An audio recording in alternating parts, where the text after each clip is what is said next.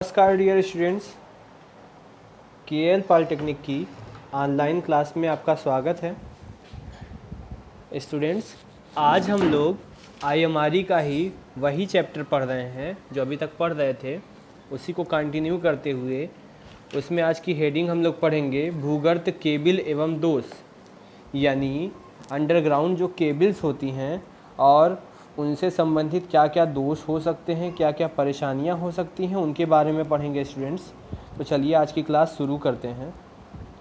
इसमें है भूगर्भ केबल एवं दोष, जैसे कि विद्युत शक्ति के संचरण एवं वितरण हेतु दोनों में ही भूगर्भ केबल प्रयोग की जाती है, यानी भूमिगत केबल प्रयोग की जाती है, चाहे वो ट्रांसमिशन हो और डिस्ट्रीब्यूशन दोनों हो। शहरों एवं कस्बों में प्राथमिक वितरण 11 केवी साधारणतया भूगर्भ केबिलों द्वारा ही किया जाता है। सिरोपरि लाइन एवं भूगर्भ केबिलों के द्वारा शक्ति वितरण के में कुछ फ़ायदे भी हैं, तो साथ ही साथ कुछ हानियां भी होती हैं।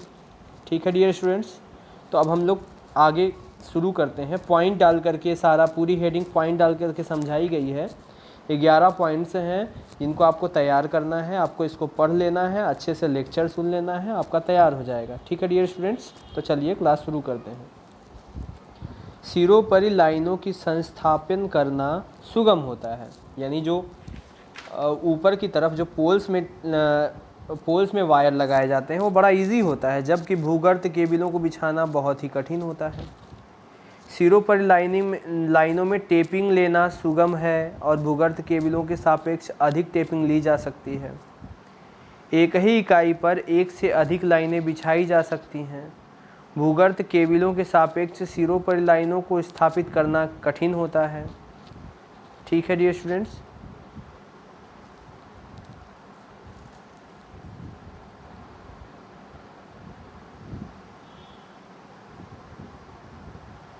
सॉरी डियर स्टूडेंट्स, भूगर्भ केबिलों के सापेक्ष सिरोपरि लाइनों का संस्थापन एवं अनुरक्षण मूल्य यहाँ करना कठिन नहीं, अनुरक्षण मूल्य अधिक होता है।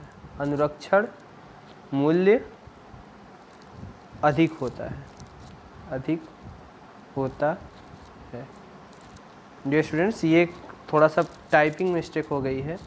भूगर्भ केबिलों के सापेक्ष सिरोपरि लाइनों को संस्थापन यानी स्थापन, इसको काट देंगे, स्थापन एवं अनुरक्षण मूल्य कम होता है।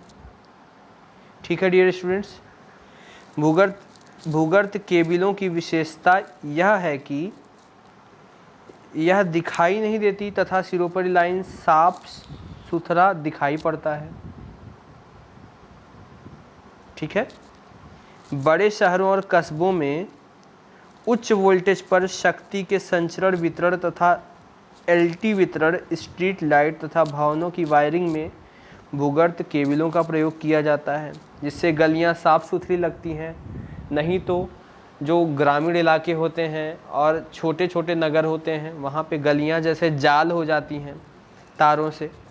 उच्च मूल्य के बावजूद सभी आधुनिक कार्यशालाओं में भी भूगर्भ केबिलों का प्रचलन बढ़ रहा है और 2 समांतर केबिलों का प्रयोग किया जाता है, जिससे कि एक के फेल होने पर सप्लाई में कोई बाधा ना पड़े। ठीक है, यानी 2 तार एक साथ यूज़ किए जाते हैं, एक फेल भी हो गई तो दूसरे फेज से काम चल जाता है। ठीक है डियर स्टूडेंट्स, आगे देखिए। अनुरक्षण दृष्टिकोण से दोष की खोज में सुगमता, मरम्मत के कार्य में सरलता के कारण सिरोपरि लाइनों को भूगर्भ केबिलों के सापेक्ष वरीयता प्रदान की जाती है, क्योंकि सिरोपरि लाइन जो होती हैं उसमें दोष आसानी से देख करके, निरीक्षण करके पता लगा लिया जाता है। परंतु यह नहीं भूलना चाहिए कि सिरोपरि लाइनों में भी पृथक कार्यों, इंसुलेटर के फेल होने से, पक्षियों द्वारा लाइनों पर तार के टुकड़े डाल देने से, पतंग की डोर लाइनों पर चिपकने से वर्षा ऋतु में फेल हो जाते हैं। खंभों और टावर पर पेंट करने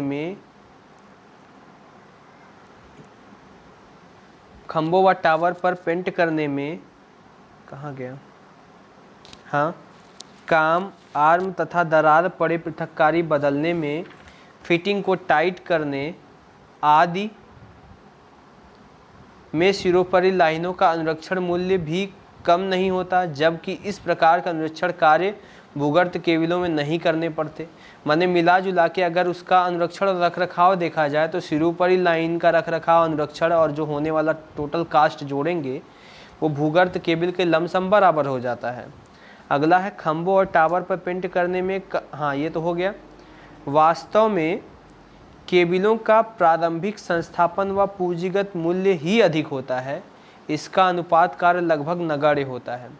माने मिला जुला के अगर देखा जाए तो जो सिरोपरि लाइन में कॉस्टिंग आती है और उसके बाद उसका अनुरक्षण रख रखाव को अगर जोड़ दिया जाए और भूमिगत केबिल को बिछाने में जो कॉस्टिंग आती है अनुरक्षण रख रखाव तो लगभग ना के बराबर होता है। दोनों जोड़ा जाए तो भूमिगत केबिल ज़्यादा सुगम होती है, ज़्यादा अच्छी होती है। अच्छा, अब हम लोग आगे एक टॉपिक देखते हैं, हेडिंग कर लेंगे आप लोग, भूगर्त केबिलों के रूप, यानी कौन कौन से केबिल भूगर्त में प्रयोग किए जाते हैं। जैसा कि आप लोगों ने पढ़ा है पीछे कि ट्रांसमिशन लाइन में जो ओवरहेड एक्सटेंशन वायर होता है वो कौन कौन सा होता है, इसके बारे में हमने पढ़ा दिया है। तो आज हम लोग थोड़ा सा देख लेते हैं, लेक्चर रहेगा भूगर्त केबिलों के रूप, यानी कौन कौन से भूगर्त केबिल के रूप हैं। तो पहला रूप होता है पेपर इंसुलेटेड लेड कवर, जिसको बोलते हैं PILC, paper insulated lead cover. दूसरा होता है कवर चढ़ी केबिल, यानी मोर्ड केबल। अब मोर्ड केबल क्या होता है या भूगर्त केबल जो बोलते हैं उनका क्या मतलब है, तो सबसे बाहरी आवरण होता है जूट का आवरण। अगर इसका चित्र बना के समझाया जाए तो ये चालक या जूट का आवरण होता है, उसके अंदर जस्तीकृत स्टील होती है इस तरह से, उसके अंदर सेपरेटर होता है इस तरह से, उसके अंदर व्याधित पेपर विद्युत रोधी वायर होती है जो 2 से अधिक होती है, उसके अंदर गूथे हुए चालक होते हैं, यानी 1 2 3 4 सेफ्टी में 4 परत होती है। कवर चढ़ी केबल स्टील तारों की एक परत या 2 परत में हो सकती है अथवा स्टील टेप या 2 परत स्टील टेप में होती है, जिससे कि सुरक्षा हेतु आवश्यक यांत्रिक सामर्थ्य प्राप्त हो सके। तार चढ़े कवच की केबिल टेप आर्मर्ड के सापेक्ष महंगी होती है। एक 3 करोड़ केबिल को ही इस चित्र में समझाया गया है। इसका चित्र हम अगले दिन आपको दे देंगे, ठीक है डियर स्टूडेंट्स। अब आगे हम लोग थोड़ा सा इसके विवरण के बारे में जानते हैं। तो विवरण जो होगा वो इसके बारे में चर्चा होगी। ताम्र के बने उच्च चालकता के गुथे हुए चालक जो कागज विद्युत रोधी से विद्युत रोधित किए जाते हैं। पॉइंट बी में रहेगा 3 ऐसे चालकों को जूट द्वारा लपेटते हैं। तीसरा, अब तीनों अलग अलग चालकों को पेपर द्वारा विद्युत रोधी करके इन्हें उच्च ग्रेड के कंपाउंड में स्थापित करते हैं। जो अभी चित्र समझाए हैं यही पूरा मैटर होगा, ठीक है डियर स्टूडेंट्स। अब हम लोग पढ़ते हैं भूगर्त केबिलों को बिछाने में सावधानियां एवं विधियां, क्या क्या सावधानी होती है और क्या क्या विधि होती है। तो यहाँ पर 4 विधि और सावधानी समझाई गई है। पहला पॉइंट है सीधा पृथ्वी में बिछाना, यानी सीधे उसको पृथ्वी में बिछाना। तो ये होता क्या है, लगभग 75 सेंटीमीटर से 1 मीटर की गहराई की खाई खोद कर नीचे की सतह को समान करते हैं। इसमें कोई भी नुकीला पत्थर या चट्टान नहीं होना चाहिए। खाई की तली में लगभग 10 सेंटीमीटर मोटा एक परत नदी के रेत की बिछाते हैं, यानी उस जो खाई खोदेंगे उसमें नदी की रेत 10 सेंटीमीटर मोटी परत बिछा देंगे। अतः इसमें केबल को सीधा करके बिछा देते हैं और केबल के ऊपर पुनः 10 सेंटीमीटर रेत की परत फिर से बिछा देनी चाहिए।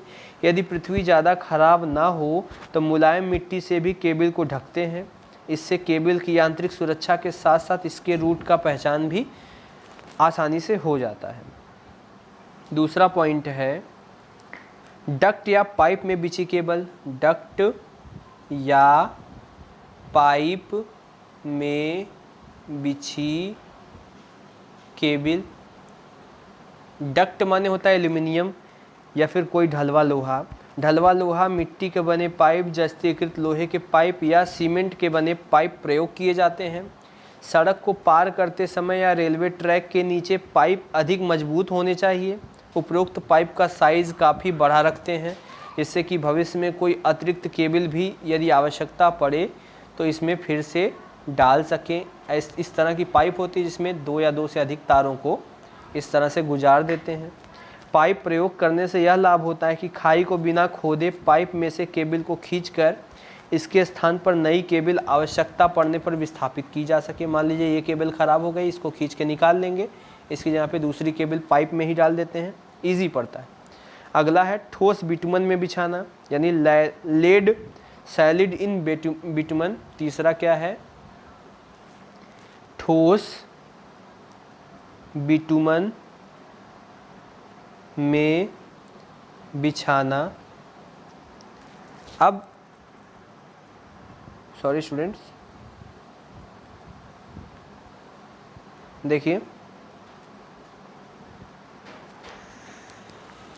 जहाँ ज़मीन रासायनिक क्रिया करने वाली हो या जंग लगने वाली हो या नमी हो या केबल के सड़ने का भय हो तो आरसीसी के 2 से 3 फीट लंबे टुकड़े खाई में बिछाकर समतल करते हैं। इनमें केबल डालकर पिघला हुआ बिटुमन पूरे सेक्शन में भर देते हैं जिससे केबल के चारों तरफ अच्छे से जाम हो जाए। इसका एक नुकसान ये है कि अगर इसको फिर से मरम्मत करना होगा तो पूरा नए सिरे से पूरा खोद करके वो पूरा बिटुमन सहित केबल निकालना होता है और नए सिरे से केबल का संस्थापन करना होता है। हालांकि इसके रख रखाव में बहुत कम समय लगता है और लगभग ना के बराबर इसका रख रखाव होता है। ठीक है स्टूडेंट्स।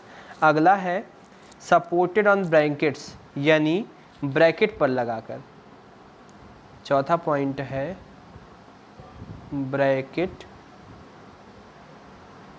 पर लगाकर। पृथ्वी के ऊपर केबल बिछाते समय इसे ब्रैकेट में फंसाकर खड़ा करते हैं। यदि केबल ऊर्ध्वाधर स्थिति में बिछाई गई है तो क्लैंप प्रयोग किया जाता है। ठीक है स्टूडेंट्स, इसी को बोलते हैं ब्रैकेट पर लगाकर। यहाँ पर जो केबलों का व्यास होता है वो अलग अलग होता है। जैसे 11 केवी तक की केबल के लिए 12 डी व्यास का लेते हैं। 22 केवी, अब देख लीजिए 11 केवी के लिए 12 डी लेते हैं, 22 केवी के लिए 15 डी लेते हैं, 33 केवी के लिए 20 डी लेते हैं और 33 केवी की 1 करोड़, ये 3 करोड़ था, ये 1 करोड़ के लिए 30 डी लेते हैं। ठीक है स्टूडेंट्स, उम्मीद है आपको केबल के बिछाने का मेथड समझ में आ गया होगा। कल इसका आपको वीडियो लेक्चर दे दिया जाएगा और कल ही बताया जाएगा केबल जोड़ बनाने में सावधानियाँ एवं केबल सिरों को सील करना। ठीक है स्टूडेंट्स, और भूमिगत केबलों में होने वाले दोष और क्या क्या फेल होने के कारण हैं, किस प्रकार से इसका दोष खोजा जाएगा। ठीक है स्टूडेंट्स, कल के वीडियो लेक्चर थोड़ा सा लंबा होगा, इसमें आपको 4 टॉपिक समझाई जाएगी। ठीक है, 2 से 3 वीडियो लेक्चर में आपका ये लेसन समाप्त हो जाएगा। इसके बाद आसान लेसन है, छोटे छोटे लेसन है, परेशान होने की ज़रूरत नहीं है। तो डियर स्टूडेंट्स, आप लोग अपनी पढ़ाई कंटिन्यू करते रहिए, ठीक है, ताकि एग्ज़ामिनेशन होने पर कोई कठिनाई ना हो, आपको कोई समस्या ना हो। Thanks for watching. Please like, comment and subscribe to my channel. Thanks for watching.